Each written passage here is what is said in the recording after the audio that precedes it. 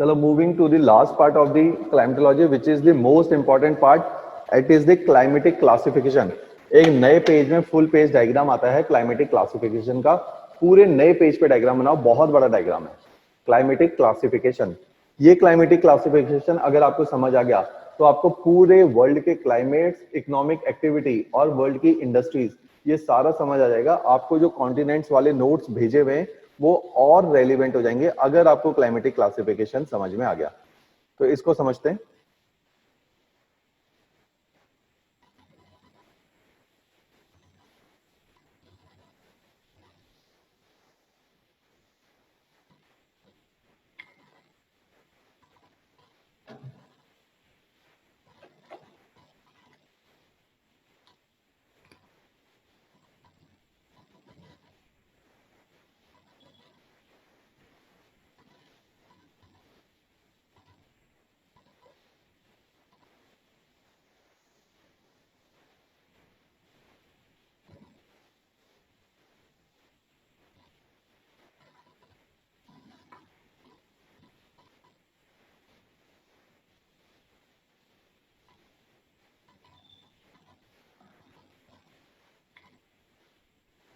Total 11 type of climates are there.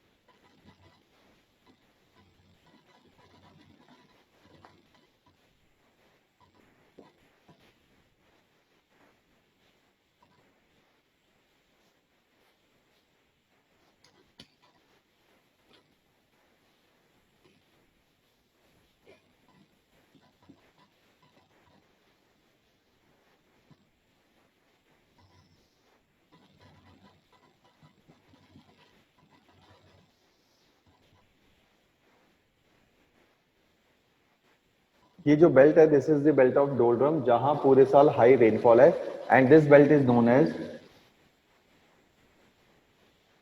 Equatorial hot and wet climate. Hot and wet means temperature भी ज्यादा है, बारिशें भी ज्यादा। Hot and wet climate, equatorial hot and wet climate. ऐसी जगह पे अगर रेनफॉल हो रही है तो किस प्रकार की वेजिटेशन होगी? वेजिटेशन का मतलब है कि जिसको हम नेचुरल वेजिटेशन बोलते हैं। नेचुरल वेजिटेशन का मतलब है जो अपने आप क्लाइमेट के इंपैक्ट में वेजिटेशन ग्रो करेगी। Basically we are talking about the forest. तो जो nature of forest will B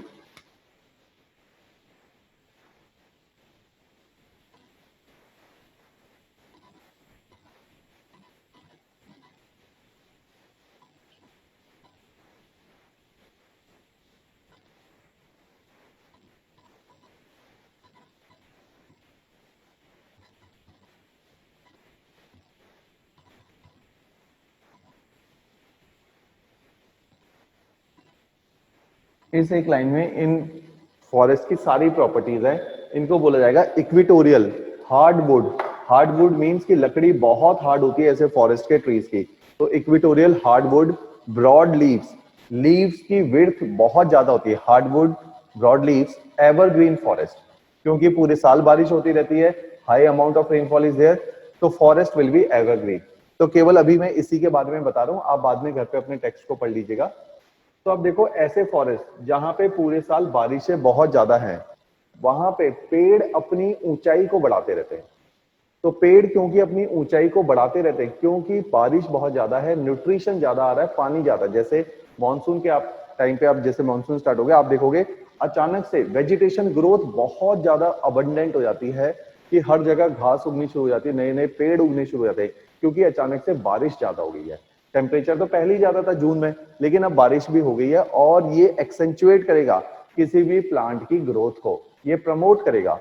तो ऐसे ही इक्वेटर पे भी इस प्रकार की प्लांट ग्रोथ को प्रमोट किया जाता है। तो this is how equatorial rain forest work.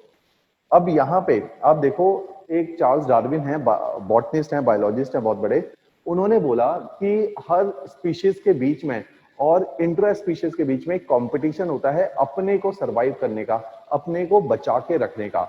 अब इतनी सारी बारिश हुई कि इतने सारे पेड़ एक साथ इकट्ठे ग्रो करने लगे। अब पेड़ों में आपस में कंपटीशन हुआ सनलाइट को लेके, आपस में कंपटीशन हो रहा है पानी को लेके।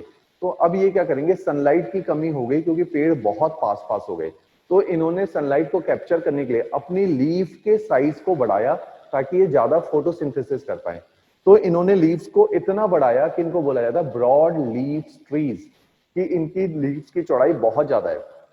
तो ऐसे फॉरेस्ट को अगर आप कभी भी एरियल इमेजेस देखोगे, हेलीकॉप्टर से देखोगे, तो आप देखोगे कि वहां पे कैनोपी, कैनोपी का मतलब है कि पेड़ का कितनी बड़े पत्तों का साइज है या उसका कितना बड़ा घेराव है।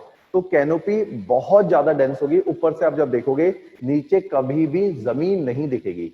तो ऐसे फॉरेस्ट में हमेशा डार्कनेस रहती है जमीन के ऊपर, कि कभी सनलाइट जमीन को टच ही नहीं कर पाती, इतनी डेंस कैनोपी हो जाती है। क्योंकि एक तो पेड़ बहुत क्लोज है, दूसरा उन्होंने अपनी पत्तियों के साइज को बढ़ा लिया। तो जैसे आप बनाना ट्री को देखो, तो बनाना इज अ ट्रॉपिकल ट्री, तो बनाना ट्री की अगर आप साइज को देखोगे, अगर लीफ साइज को देखोगे, तो it is a very big leaf size. तो ट्रॉपिकल एरियाज के पेड़ जो होते हैं उनके लीव्स बहुत बड़े होते हैं। अब दूसरी चीज, अब इनकी वुड होती है हार्डवुड। अब ये पेड़ हार्डवुड क्यों होती है, क्योंकि ये पेड़ अपनी ऊंचाई को बढ़ाते हैं। अब इन्होंने सारे पेड़ों ने अपनी लीव्स को ब्रॉड कर लिया। अब देखा कि अभी भी सनलाइट के लिए कंपटीशन है, तो ये क्या करेंगे, हर पेड़ बाकी पेड़ों से ऊपर की तरफ आने की कोशिश करेगा ताकि वो ज्यादा सनलाइट को कैप्चर करे। तो वो अपनी हाइट को बढ़ाएगा, उसको देखते हुए बाकी ट्रीज भी अपनी हाइट को बढ़ाएंगे। और इस तरीके से ये फॉरेस्ट में trees can go up to 60 to 80 meter height. 60 meter का मतलब होता है 18 मंजिल की building, 18 floor house is 60 meter. इतनी बड़े बड़े पेड़ हो जाते हैं, ये 18 फ्लोर ऊंचे पेड़ हैं और ये पेड़ों का साइज बहुत होता है। अगर आप कभी गूगल में इमेजेस देखोगे, तो अगर 18 फ्लोर का पेड़ का लेंथ होगा तो उसको सपोर्ट करने के लिए ट्रंक बहुत बड़ी चाहिए। तो इस रूम के बड़े बराबर बड़ी बड़ी ट्रंक्स चाहिए होती है। तो बहुत बड़ी trunks are required, stems should be required to support this kind of weight. तो इसलिए ये पेड़ बहुत बड़े होते हैं। और ऐसी जगहों पे, क्योंकि घने जंगल हैं, इतना बड़ा पेड़ है, इन जंगलों को काटना ऑलमोस्ट इम्पॉसिबल है। इसलिए यहाँ पे लोग इन्हें कभी नहीं काट पाए और कभी एग्रीकल्चर नहीं कर पाए। जो मैं बार बार कहता हूँ, these are the belts of tribals. अब देखो कैसे इकोनॉमिक एक्टिविटी डिराइव होती है क्लाइमेट से। बहुत ज्यादा बारिशें हैं, रेनफॉल, तो बनेंगे रेन फॉरेस्ट, जो कि बहुत घने हैं, बहुत बड़े पेड़ हैं। उन पेड़ों को कभी नहीं काट पाए लोग, और आज भी वो रह गए ट्राइब्स। और ये लोग यहीं के ही फ्रूट्स को खाएंगे और यहीं पे ही एनिमल्स की किलिंग करेंगे फॉर देयर सर्वाइवल। तो दिस इज द थिंग। तो यहाँ पे ट्राइब्स रहेंगे। अब ये ट्राइब्स और लोगों को देखते हुए अपनी इकोनॉमिक एक्टिविटी को चेंज करेंगे और कोशिश करेंगे एग्रीकल्चर करने की। जैसे ही इन्होंने एग्रीकल्चर किया, लेकिन आपको पता है कि hot and wet equatorial climate में सॉइल इज लेटराइट। तो जैसे ही लेटराइट के अंदर कोई न्यूट्रिशन नहीं होता, सारे न्यूट्रिशन नीचे चले जाते हैं और top soil is devoid of nutrition. तो ऐसे ट्राइब्स ने अगर लेटराइट सॉइल के ऊपर एग्रीकल्चर किया, 4 साल में उसकी पूरी फर्टिलिटी बची कुची खत्म हो गई। Now they will shift from that place और जन्म देंगे शिफ्टिंग एग्रीकल्चर को,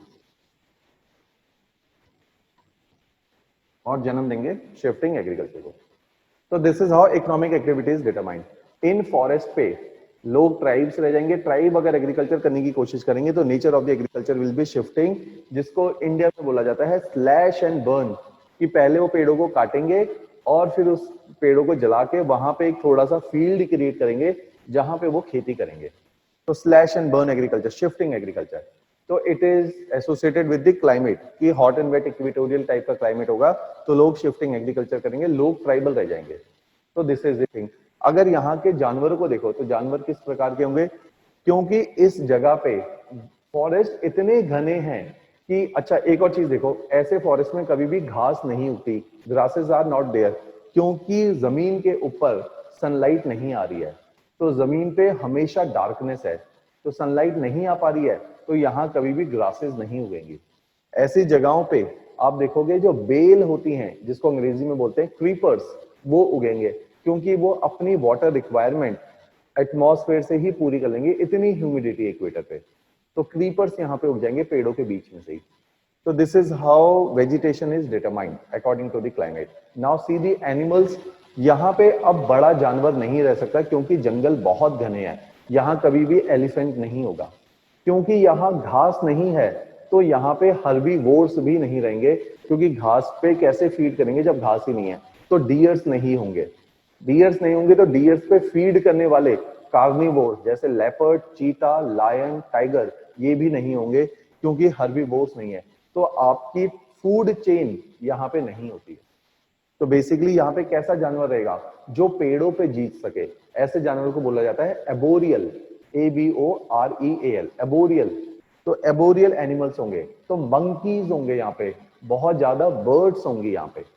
इसलिए ऐसा क्लाइमेट जहां पर भी होगा वहां बटरफ्लाई, बर्ड्स और मंकीज सबसे ज्यादा होते हैं। तो this is how vegetation is determined, this is how fauna and flora is determined. ये यहाँ के जानवर पेड़ों पे रहने वाले जानवर होंगे, बटरफ्लाईज होंगे या बर्ड्स होंगे, इस प्रकार का जानवर ही यहाँ पे सर्वाइव करता है।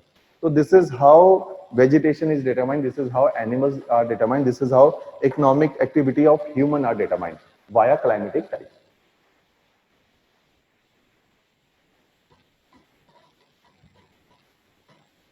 नेक्स्ट इज, अब यहां से आप बाहर की तरफ को आए दोनों दिशा में, चाहे नदर्न हेमिस्फेयर में या सदर्न हेमिस्फेयर में, उस केस में आप देखोगे टेम्परेचर तो अभी भी ज्यादा है क्योंकि टॉरिड एरिया है। और क्योंकि टॉरिड एरिया है तो आप देखोगे कि अब यहाँ पे लेकिन बारिश उतनी नहीं है जितनी इक्वेटर पे हो रही थी। Now rainfall will decline. अगर मैंने कि ये हाइपोथेटिकल कॉन्टिनेंट बनाया है तो आपको पता है इस एरिया में कौन सी विंड चलती हैं, ट्रेड विंड्स। तो this is the zone of trade winds.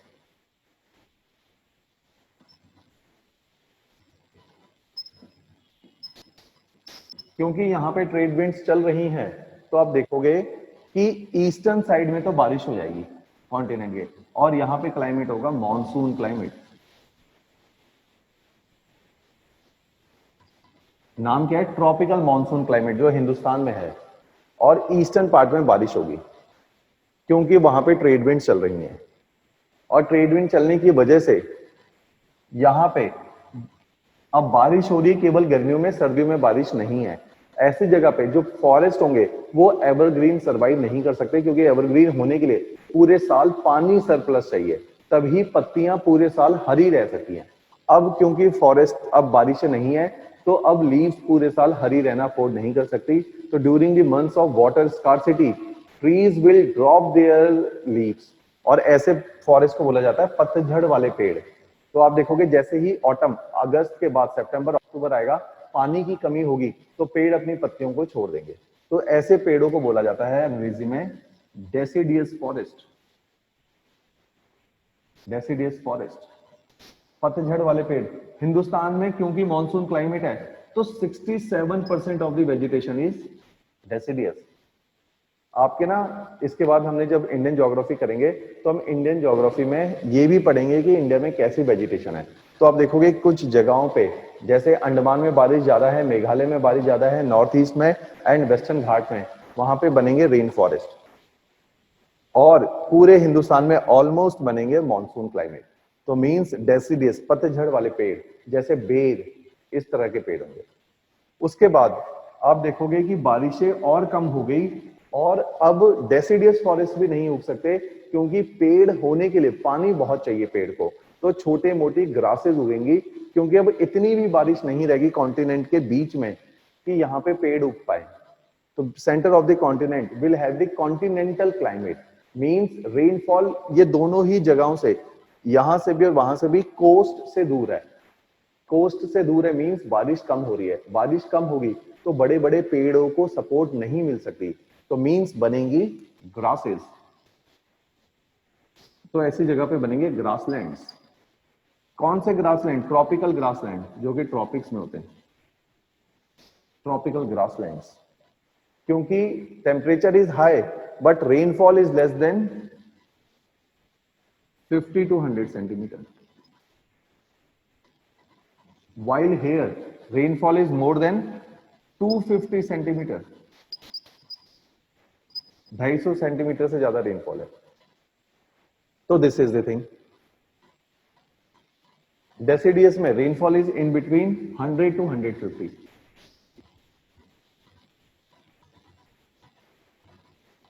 अब बारिशें घट गई हैं, टेम्परेचर हाई है, तो ट्रॉपिकल एरिया में ग्रासेस हो गई। अब देखो इकोनॉमिक एक्टिविटी, यहां पर भी एग्रीकल्चर कर सकते हैं क्योंकि रेनफॉल तो है, यहां पर भी एग्रीकल्चर कर सकते हैं, रेनफॉल तो है, लेकिन ज्यादा एग्रीकल्चर सपोर्ट नहीं करेगा क्योंकि बारिश बहुत कम है। इरिगेशन की फैसिलिटी अगर होगी तो एग्रीकल्चर हो सकता है। तो इंडिया में इसलिए एग्रीकल्चर बहुत ज्यादा होता है क्योंकि we are having monsoon type of climate, और यहाँ पे एग्रीकल्चर और घट जाएगा। इंडिया में ग्रासलैंड्स कम है, और ऐसी जगहों के ग्रासलैंड्स को अलग अलग कंट्री में अलग अलग नाम से पुकारा जाता है। जैसे अफ्रीका में बोला जाता है सवाना, बहुत फेमस है, जो आपको डिस्कवरी में दिखाए जाते हैं, नेशनल ज्योग्राफी में जो आते हैं, सवाना ग्रासलैंड। ऐसे ग्रासलैंड को ब्राजील में बोला जाता है कैंपोज। ये सब कुछ अब आप लोकेट कर लेना अपनी एटलस में, और आपके जो नोट्स दिए हुए हैं उनको अपनी एटलस के साथ पढ़ना कॉन्टिनेंट के, अब आपको सारे कॉन्टिनेंट समझ आ जाएंगे। ऐसे ग्रासलैंड वेनेजुला में है, उनका नाम है LLA, लानोस। लानोस। तो these are the tropical grasslands. Savanna grassland of Africa, Campos of Brazil, Llanos of Venezuela, ये दोनों ही साउथ अमेरिका में है। इंडिया में भी थोड़े से ऐसे ग्रासलैंड है राजस्थान के बॉर्डर पे, उनको बोला जाता है बनी ग्रासलैंड्स। इंडिया में है, कम है लेकिन है, बनी ग्रासलैंड्स। अब देखो इकोनॉमिक एक्टिविटी क्या होगी यहाँ पे। तो ये क्लास थोड़ी सी हम कंटिन्यू ही करेंगे, जो लोग छोड़ रहे हैं वो लोग रिकॉर्डेड लेक्चर देखेंगे, otherwise those who are watching live तो can stay tune with me. तो ट्रॉपिकल ग्रासलैंड में हम देखते हैं इकोनॉमिक एक्टिविटी क्या होगी। सबसे पहले देखो वेजिटेशन ग्रासलैंड है। अब यहाँ पे अगर आप ट्रॉपिकल चेन को देखोगे, फूड चेन को देखोगे, तो यहाँ पर आपको वो जानवर मिलेंगे जो घास को खाते हैं, तो हर्बीवोर्स विल बी देयर। तो विल्डर बीस्ट, वाइल्ड बोर, या जो हमारे डियर्स हैं, इस प्रकार के हर्बीवोर्स आपको मिलेंगे। क्योंकि यहाँ पे हर्बीवोर्स हैं, उनके ऊपर फीड करने वाले कार्निवोर्स मिलेंगे, तो लायन, चीता, टाइगर एंड लेपर्ड यहीं पे मिलेंगे। इसलिए अफ्रीका में इन सारी जगहों पे ये सारे जानवर मिलते हैं, क्योंकि यहाँ पे घास है। तो ग्रासेस इज द सोर्स जिसपे हर्बीवोर्स चलेंगे, और हर्बीवोर्स के ऊपर कार्निवोर्स आएंगे। तो these are the areas of tropical grassland. इन ग्रासलैंड के बाद आपको पता है ट्रॉपिकल एरियाज में सारे कॉन्टिनेंट के वेस्टर्न पार्ट पे वी आर हैविंग डेजर्ट्स, और वेस्टर्न साइड पे बनेंगे आपके ट्रॉपिकल डेजर्ट, क्योंकि बारिश और घट गई। We are having tropical deserts, जिसको हमने क्लाइमेटोलॉजी के स्टार्टिंग में लिखा था ट्रेड विंड डेजर्ट्स, क्योंकि ट्रेड विंड यहां तक पहुंच ही नहीं पाती। ट्रॉपिकल डेजर्ट्स, और ये सारे नाम आपको ऑलरेडी पता है, हमने लिखे हुए हैं। जैसे यूएसए में मोजेव एंड स्नोरन डेजर्ट, कैलिफोर्निया के पास पेरू डेजर्ट या एटाकामा डेजर्ट भी बोला जाता है।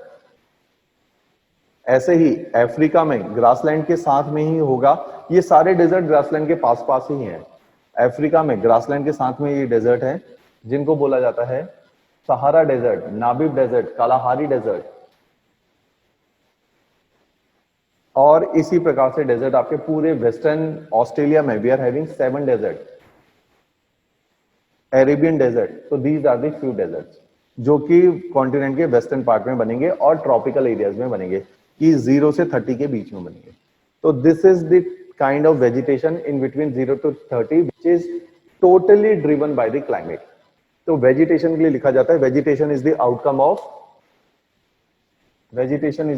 of climate. और climate के दो फंक्शन होते हैं, temperature and rainfall. Climate in दोनों बातों पे निर्भर करेगा कि क्या टेम्परेचर है और कितनी रेनफॉल है.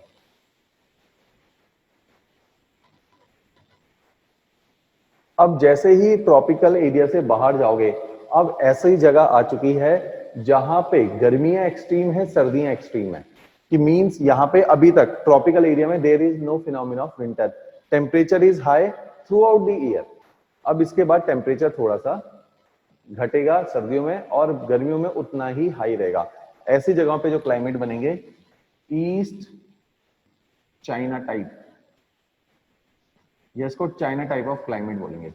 ये कोस्टल एरियाज हैं चाइना में, इसीलिए सारी पॉपुलेशन ईस्टर्न साइड पे रहती है क्योंकि क्लाइमेट अच्छा है, पूरे साल बारिश होती है. तो rainfall through out the year. अब देखो वर्ल्ड में 4 जगह हैं जहां पूरे साल बारिश होती है. Rainfall through out the year, sorry 3 ऐसी जगह हैं जहां पूरे साल बारिश होगी. एक ये वाली जगह है जिसको इक्वेटर बोलते हैं, दूसरा चाइना के ईस्ट में, तीसरा टाइप का क्लाइमेट होता है जब हम पढ़ेंगे साइबेरियन टाइप ऑफ क्लाइमेट, वहां भी बारिश पूरे साल होती है.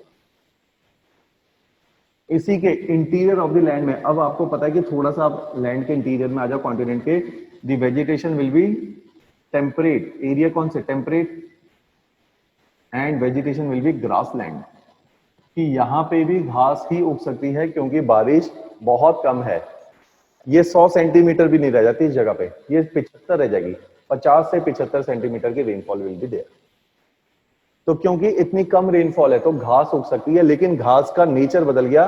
अब ठंडी इलाकों की घास है, यहाँ गर्म इलाकों की घास थी, tropical. Now the climate is temperate क्योंकि we are in the warm temperate, जो इंडिया वाली लैटिट्यूड है. तो grassland will be temperate grassland. तो ऐसे ग्रासलैंड्स को वर्ल्ड के अलग अलग पार्ट्स में अलग अलग नाम से जाना जाता है. जैसे यूएसए में ये सबसे बड़े हैं, इनको बोला जाता है प्रेरीज. यूएसए एंड कनाडा में प्रेरीज, क्योंकि यूएसए टेम्परेट में है. ऐसे ही ग्रासलैंड यूरोप एंड एशिया दोनों में ही है. यूरेशिया में है, ऐसे को बोला जाता है steppes. Eurasia means Europe plus Asia. कहां पे है? France, Germany, Poland. और एशिया में कहां पे? उज्बेकिस्तान, कजाकिस्तान, मंगोलिया, चाइना, ये सारे एशिया में भी हैं और रशिया में भी हैं. तो यूरेशिया नाम दिया जाता है स्टेपीज को. ऐसे ही ग्रासलैंड साउथ अफ्रीका में भी हैं, उनको बोला जाता है वेल्ड, VELD, वेल्ड. ऐसे ही ग्रासलैंड आपके अर्जेंटीना एंड उरुग्वे कंट्री है, वहां है, उनका नाम है पेम्पास. ऐसे ही ग्रासलैंड आपके ऑस्ट्रेलिया में भी है, नाम है इनका डाउन्स. तो अलग अलग कंट्री में अलग अलग नाम से पुकारा जाता है. Tropical grasslands in India known as Banni, BUNNY, Banni grassland. तो these are the temperate grassland around the world. अब अच्छी बात क्या है, ट्रॉपिकल ग्रासलैंड में क्योंकि गर्मियां हैं तो प्रोडक्टिविटी नहीं होती. टेम्परेट ग्रासलैंड में उतनी ही बारिश में, अब आपको पता है यहाँ इवोपरेशन कम हो गई क्योंकि थोड़ी सी सर्दियां हैं, तो इवोपरेशन लॉसेस आर लेस और वेजिटेशन बहुत अच्छी होगी क्योंकि बारिशें ज्यादा है, बारिशें as compared to the effectiveness ज्यादा है. तो दीज आर दी, इन ग्रासलैंड को बोला जाता है पर्टिकुलरली प्रेरीज को greenery of the world. Greenery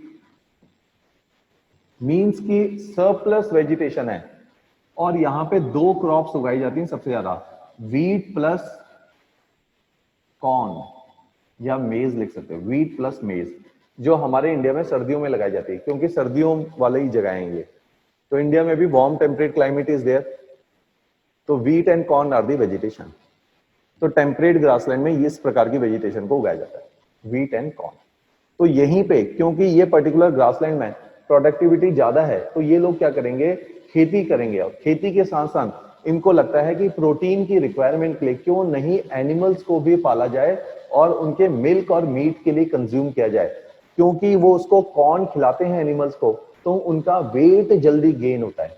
तो ऐसी जगहों पे आपकी इंडस्ट्रीज देखो, इकोनॉमिक एक्टिविटीज कैसे रिलेट हुई है, यहां पे होगी एग्रीकल्चर, लेकिन बहुत अच्छा एग्रीकल्चर होगा, production will be very very good.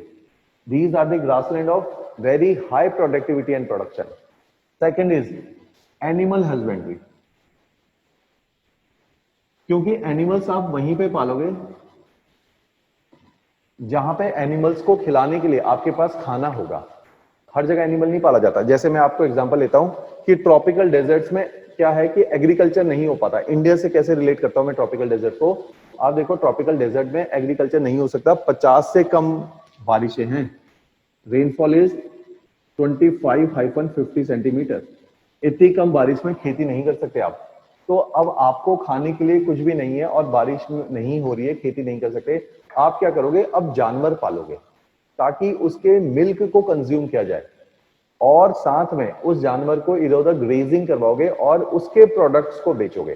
तो ऐसी जगहों पे जानवर कौन से होंगे, कैमल, शीप्स, ताकि उसके मिल्क को कंज्यूम किया जाए. गोट, ये कौन से वो जानवर हैं, ये वो जानवर हैं जिनकी वाटर रिक्वायरमेंट कम होती है.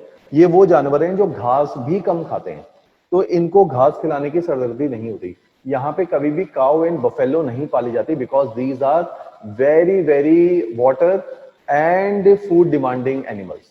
क्योंकि इनकी वाटर रिक्वायरमेंट ज्यादा है, खाने की रिक्वायरमेंट ज्यादा है काउ एंड बफेलो की. इन लोगों की गोट, शीप एंड कैमल ये ज्यादा डिस्टेंस ट्रेवल कर लेते हैं, इधर से उधर घूम सकते हैं और इनकी खाने की रिक्वायरमेंट कम होती है, खुद ही मैनेज कर लेते हैं. तो ऐसे जगहों पे इन जानवरों को पाला जाएगा डेजर्ट्स में, चाहे इंडिया हो या वर्ल्ड के किसी भी पार्ट के डेजर्ट्स हो. अब दूसरा, अब ऐसे जानवरों को पाला जाएगा. अब ये लोग इन जानवरों को पानी पिलाने और खाने खिलाने के लिए लगातार मूव करते रहेंगे क्योंकि ये एग्रीकल्चर तो कर नहीं रहे, तो एक जगह पे स्थिर होने के लिए भी इनके लिए कोई कारण नहीं है. एग्रीकल्चर हम एक जगह पे बैठ के तब करते हैं जब हम क्रॉप को लगाएंगे और हम वेट करेंगे उसके हार्वेस्टिंग का. तो they does not have any reason कि ये एक जगह पे रुके रहें. तो ये लाइफ जिएंगे नोमैड की और ये करेंगे नोमैडिक हर्डिंग. Nomadic herding. तो their lifestyle should be nomadic herding. इस ढंग से ये लाइफस्टाइल को जिएंगे नोमैडिक हर्डिंग के ढंग से. अब आप देखो, वापस coming to the temperate grassland, यहां पे क्योंकि इतने अच्छे ग्रासलैंड है, लोग एनिमल भी पालेंगे. कौन सा एनिमल, ये पालेंगे काउ, और इसको कंज्यूम करेंगे मिल्क के लिए या बीफ के लिए. तो यहां पे काउ रखना अफोर्ड किया जा सकता है. काउ रखना डेसिडियस में भी अफोर्ड किया जा सकता है, इसलिए इंडिया में काउ कल्चर है या बफेलो कल्चर है, क्योंकि यहां पानी सरप्लस है, खेती होगी तो एनिमल्स को आप खाना खिला पाओगे. तो दिस इज द थिंग, हर जगह एनिमल को नहीं पाला जा सकता. दूसरा, यहां पे शीप्स भी पालेंगे क्योंकि ठंडी इलाकों के लोग हैं, इनको वूल की रिक्वायरमेंट होगी, तो वूल के लिए शीप को पालना जरूरी है इनके लिए. तो शीप को भी पालेंगे for their wool and meat. ये लोग गोट को भी पालेंगे लेकिन उतना ज्यादा नहीं, गोट बहुत ज्यादा नहीं पालते लोग, शीप को ज्यादा पालेंगे क्योंकि वूल रिक्वायरमेंट भी है. तो this is their agriculture and this is their animal husbandry. इससे बाहर आ जाओगे और इन कॉन्टिनेंट्स में पर्टिकुलरली वेस्टर्न साइड पे एक टाइप ऑफ क्लाइमेट है, इसको बोला जाता है Mediterranean climate. Mediterranean climate. Mediterranean climate का मतलब है कि मेडिटेरियन सी के आसपास जो कंट्री है, जैसे कौन से countries, Spain, France, lower part of Italy, Greece, upper part of Egypt, Libya, Algeria, ये सारे कंट्रीज हैं जो बॉर्डर पे हैं. तो ऐसे जैसे मोरक्को है, ये सारी कंट्रीज बॉर्डर पे हैं मेडिटेरियन सी के. तो मेडिटेरियन क्लाइमेट की खास प्रॉपर्टी क्या है, रेनफॉल इन विंटर. हमारे वहां गर्मियों में होती है, इनकी है रेनफॉल इन विंटर्स. और ये वो जगह हैं जहां वेस्टर्लीज चलती हैं, लेकिन चलेंगी केवल सर्दियों में. आप पोलर वॉर्टेक्स के कॉन्सेप्ट को इसके साथ ओवरलैप करना, आपको पता चलेगा ये जोन है जहां पे सबसे ज्यादा प्रेशर बेल्ट हिलती है. तो क्योंकि यहां प्रेशर बेल्ट मूव कर जाती है, तो सर्दियों में तो चलेगी वेस्टर्लीज, गर्मियों में चलेगी easterlies.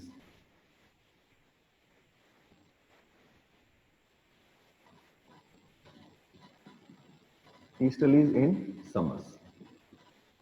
And westerlies in winter. तो वेस्टर्लीज जब विंटर्स में चलेंगी तो ये लाके रेनफॉल इन जगहों पे करेंगी। तो मेडिटेरियन क्लाइमेट की कैरेक्टरिस्टिक क्या है? Rainfall in winter, summers are dry, summers are dry.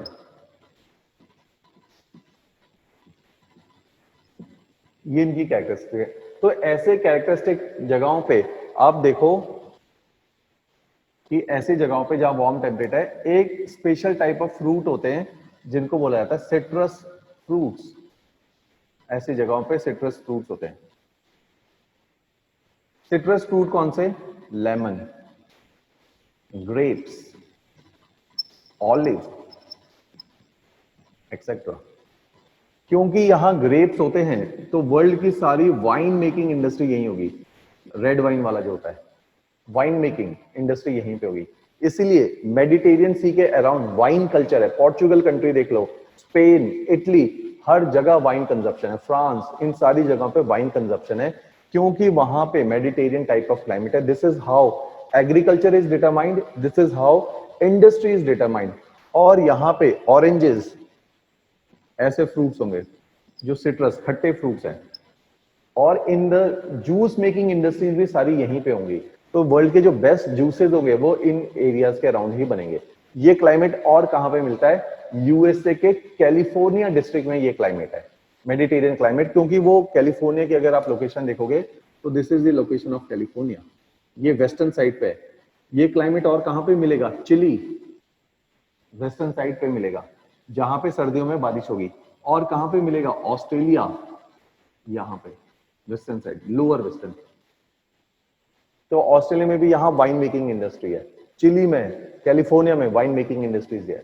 क्योंकि ये क्लाइमेट है जहां सिट्रस फ्रूट लगाए जाते हैं। यहां सारी जगह ऑलिव लगेगा, इसलिए यहां पे अगर आप देखोगे कि कुकिंग ऑयल कौन सा यूज होता है? ऑलिव, क्योंकि यहां पे ऑलिव उगता है। तो this is how your fooding habit, this is how your agriculture, this is how your industries are as per the climate. इसलिए मैं बोलता हूं कि climate are the most important aspect of all, कि ये हर चीज को डिसाइड करता है।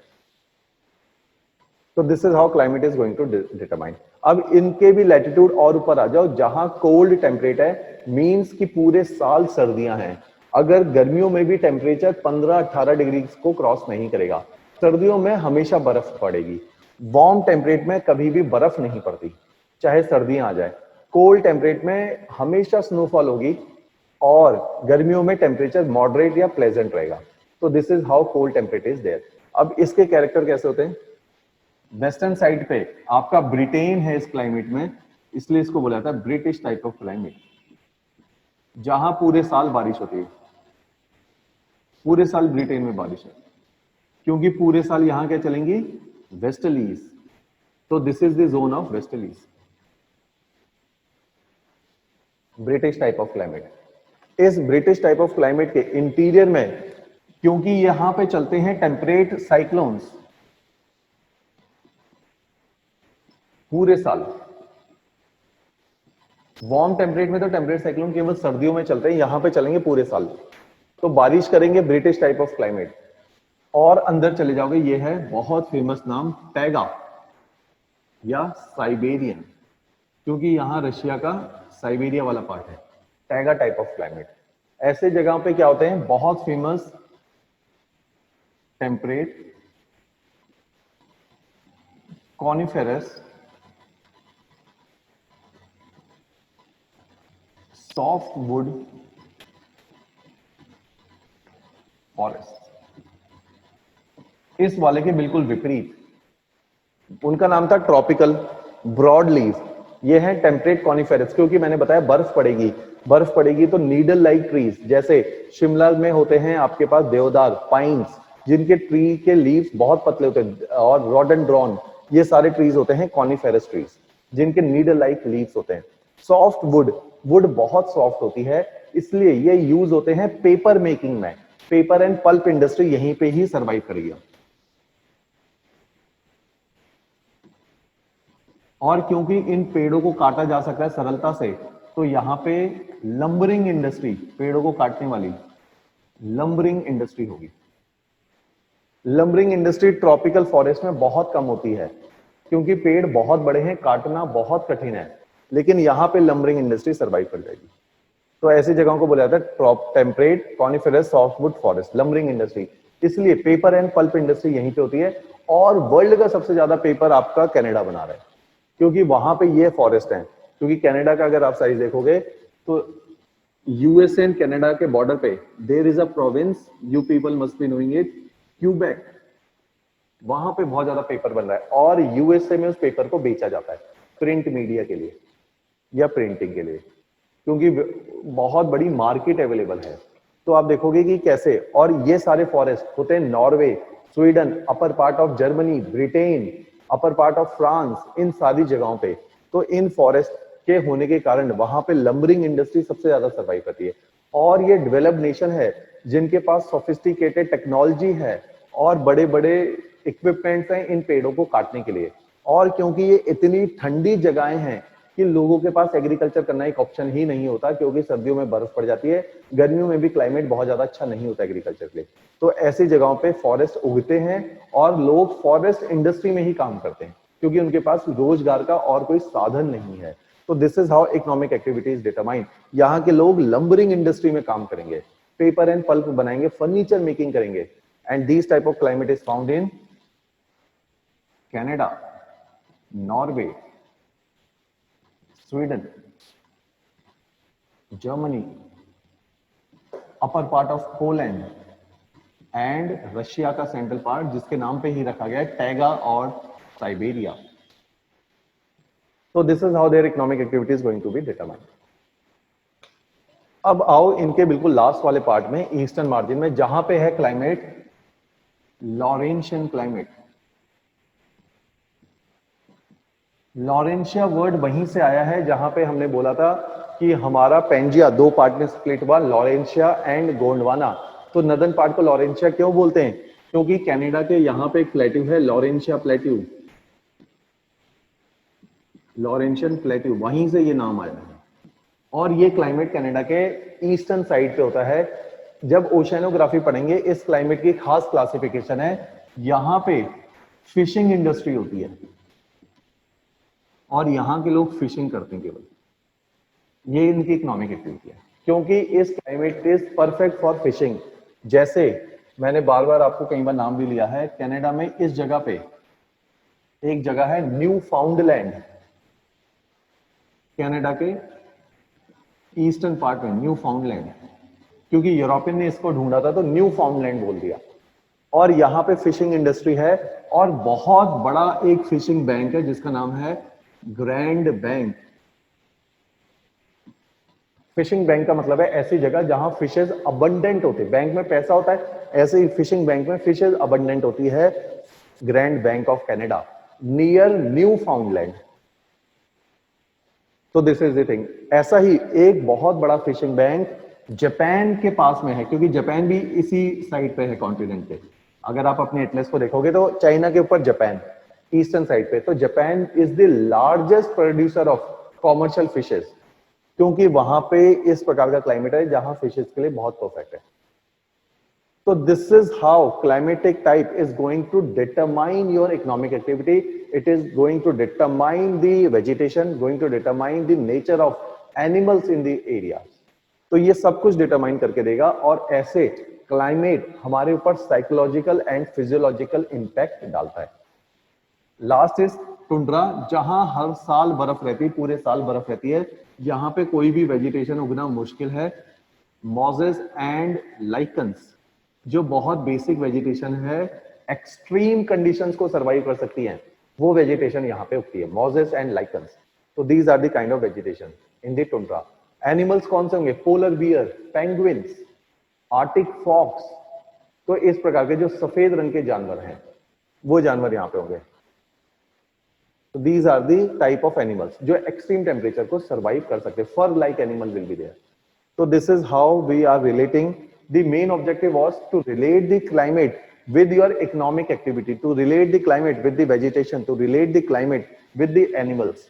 So this is how we are supposed to study in UPSC. Interlinking has to be there rather than rote learning. So this should be our objective. Now you people can ask doubt. That is done for the day. And from tomorrow onward, we will be picking oceanography. And I expect कि जो climate मैंने पढ़ाया है, ये आप अपनी respective notes जो provide किए गए उनमें से पढ़िए और continent वाले notes को पढ़िए. आपको लगेगा कि सारी चीजें एक साथ कितनी अच्छी जुड़ती हुई जा रही हैं. All right, so this is the kind of understanding a UPSC aspirant should have. Otherwise क्या है कि केवल रट्टे से काम नहीं चलेगा. यूपीएससी में आपको एक मैच्योर माइंडसेट और एक अंडरस्टैंडिंग वाला माइंडसेट चाहिए और ये वो अंडरस्टैंडिंग डेवलप करने में हेल्प कर सकता है. चलो that's all for the day then.